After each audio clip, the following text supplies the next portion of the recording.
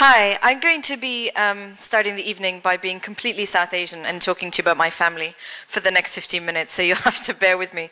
They're a colourful lot, though, so I hope they entertain. For those of you who watch Pakistan on the news, there is a certain one-dimensional side that one sees about Pakistan. It's all guns, beards, and poverty. For those of us who live there, and for those of us who call Pakistan home, it seems to be such a small picture of such a large and dynamic country. But what does ring true is the violence. I mean, Pakistan, as you all know, is a nuclear country. It's a new country, 63 years young this year. It's a country that's incredibly ethnically diverse, religiously diverse. There are Jews and Catholics and Anglicans, Baha'is, Zoroastrians. Of course, none of this makes it into the news. But the Pakistan that I'm going to talk to you about tonight is a violent Pakistan. But it's violent in the same way that much of South Asia is violent. If we're looking at all the post-colonial countries in the region, what we do share is we share a history of political assassinations.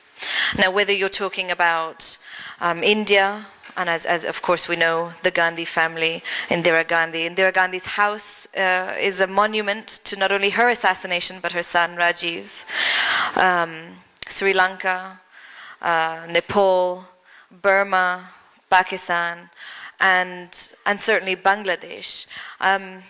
In Bangladesh, the country's first leader, Mujibur Rahman, was not only assassinated, but he was killed with three of his sons, the youngest of which was 9 years old, his two daughter-in-laws, and his wife. And the men who killed Mujibur Rahman and his family, well, they were only brought to justice really recently, last year, in fact. It took 31 years. And what they said, they remained very much in the government and in the army of the country. And they said, well, we had to kill Mujib and his children, including his 9-year-old, because they were building a dynasty. And we couldn't let that happen. Pakistan certainly shares not just the dynasty, but the violence. Our first political assassination happens 3 years after partition. The man who was chosen by the founder to be the country's first appointed prime minister is assassinated in Rawalpindi. And it goes on, and I thought I would start by speaking about my own history of violence with Pakistan with my grandfather, who was the country's first democratically elected prime minister. He came to power as Pakistan was changing once more. It had become divided. East and West Pakistan became Pakistan and Bangladesh. The Pakistan army, as we all know, had committed great acts of atrocity across the border. And Zulfikar Ali Bhutto ascended to the office of this new country. And that new country, I think, in his life at least, was something he had a great imagination for. I still live in the family home in Karachi, and my book, Songs of Blood and Sword, is not just about the country, but this incredible family. And the house is sort of like a living monument. There are letters and albums. You trip over them to get to your bedroom, really, or to find a bathroom in the house. And it's a testament to a period where Pakistan had an independent foreign policy, where Pakistan took itself out of the Commonwealth because they saw it as not even a neo, but just a colonial arm of the Raj. This was a Pakistan where you had alliances with Indonesia, Sukarno, with Egypt, with African countries, as opposed to just Uncle Sam. It was the last time we had any substantial land reforms in the country. And 7 years in, my grandfather, well, less actually, 6 years in, my grandfather was overthrown by General Zia-ul Haq, who came to power and turned Pakistan into a properly Islamic republic. Now, we are an Islamic republic in name, but under Zia we had the hudud laws brought in, we had the blasphemy laws brought in. So under the period of the 1980s in Pakistan, you now had 5 times a day prayers imposed on all businesses and schools. You had the water lines in most of the main cities, in Karachi certainly where I'm from, cut every Ramadan so that the fast would be imposed on people.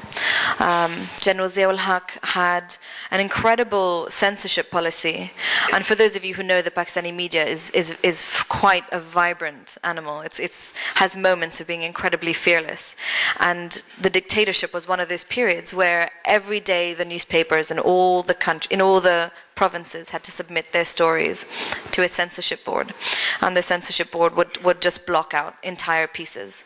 So broadsheets started to print their papers with empty boxes. So you would open up a newspaper and there'd be a story in the corner and a story on the bottom, and then just blank boxes throughout. The regime didn't think this was very funny, and they said, well, okay, you've got to fill the boxes with content. So Pakistani newspapers started to print pictures of donkeys and dogs every time the newspapers censored them. This is also the one time in our history when we've had journalists flogged in public for their resistance. You had TV censors that were so overzealous that they literally erased olive oil out of the cartoon Popeye because she wore a skirt, and that was deemed offensive to Islamic ideology. At this point, Zia-ul-Haq not only lords over Pakistan, he passes a law called the Hudud Ordinance, which is still in effect today in Pakistan. And what the Hudud Ordinance says is that any woman who commits the crime of adultery may be put to death. Any woman who engages in premarital sex may be put to death. So essentially the victim of rape is criminalized in today's so-called democratic Pakistan. And at this time, my grandfather was killed. He was hanged, we're told. The army buried his body. The family was never able to see the body. This is something the Pakistan Army does on occasion. In 2005, they killed a Baloch leader called Akbar Bukti, and again, his body was buried, his coffin was padlocked, and his family was presented with a Rolex watch that they were told was his, that was remarkably unscratched. And at this point, I think Pakistan's political culture changes tremendously. Not only is a military dictator allowed to put women to death, allowed to flog journalists, but amputation is the prescribed punishment for theft as part of the Hudud laws in Pakistan. What is phenomenal, however, is that in this incredibly large and diverse country, not one doctor could be found to carry out an amputation, which we know is not the case in Saudi Arabia today. Certainly was not the case when the Taliban took over in Afghanistan. They had people lining up to do amputations. Not the case in Pakistan. People fought the dictatorship. From those journalists who were flogged to the doctors who refused to carry out amputations. But it survived, and it survived again because billions of dollars from America and also Great Britain were sent over, and we suffered Zia-ul-Haq's dictatorship until he too was assassinated. His plane was taken out of the sky. You may have read Muhammad Hanif's Case of Exploding Mangoes. Has anyone read that one? Yeah. Well, it's not a novel. I mean, people in Pakistan really believe that Zia-ul-Haq's plane was downed because he was given a gift of mangoes that then exploded on the plane. So. And the history of assassinations continues. Zia-ul-Haq's plane is downed, and no one investigates it. I think the most intense look into Zia-ul-Haq's assassination is carried out by Vanity Fair magazine that sends someone over to report, who says that his murder is like murder on the Orient Express. Everybody has a motive. It's just a question of who managed not only to do it, but to cover it up. From there, I don't know how much time do I have left. Is there anyone with a watch? 7 minutes. Okay, I'll go really quickly throughout all the other people that have been killed in the country. I may have to come back again.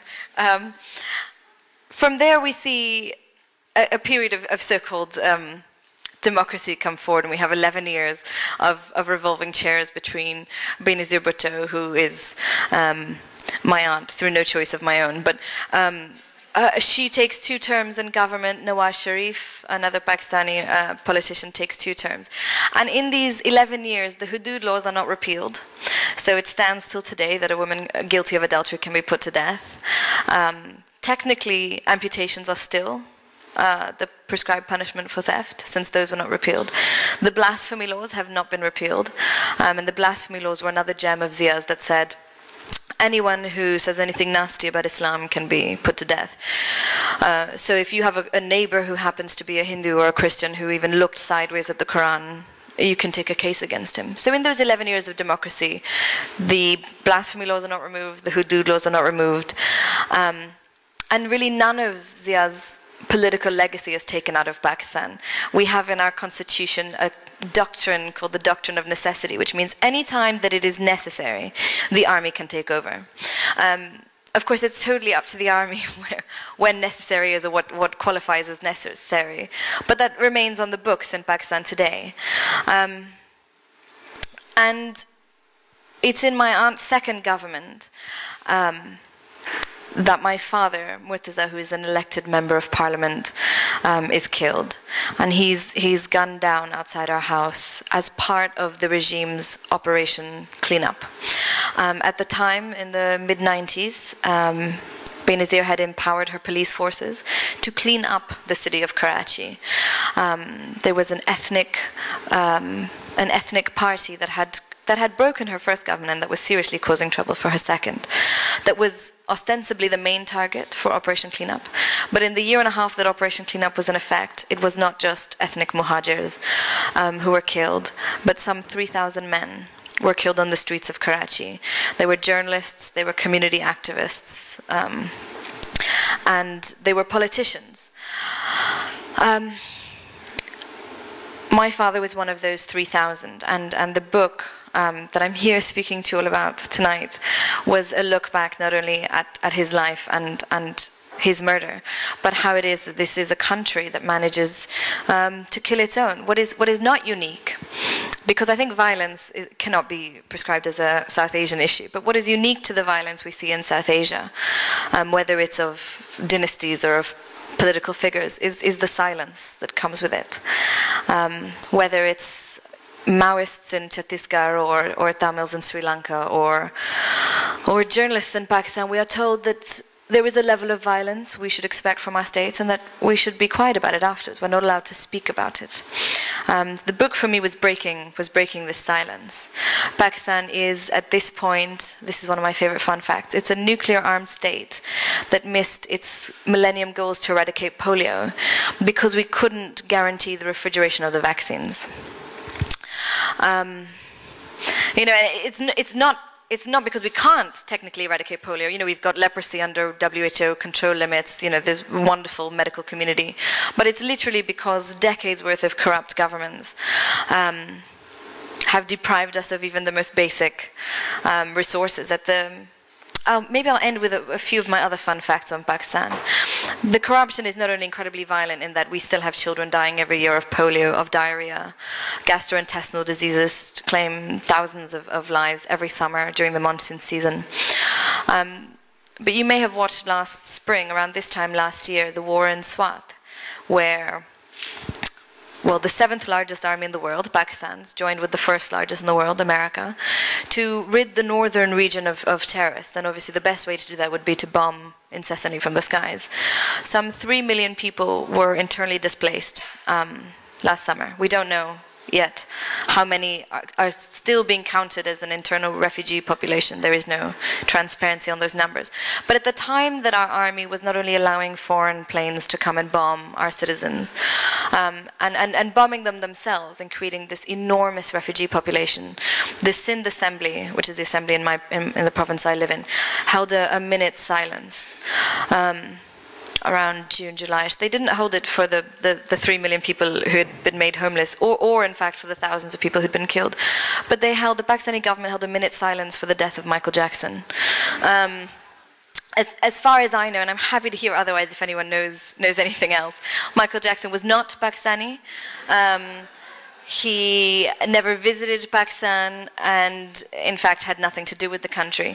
But his death was marked, unfortunately, I always say Farrah Fawcett's was not, which was obviously a great case of error. The government overlooked that.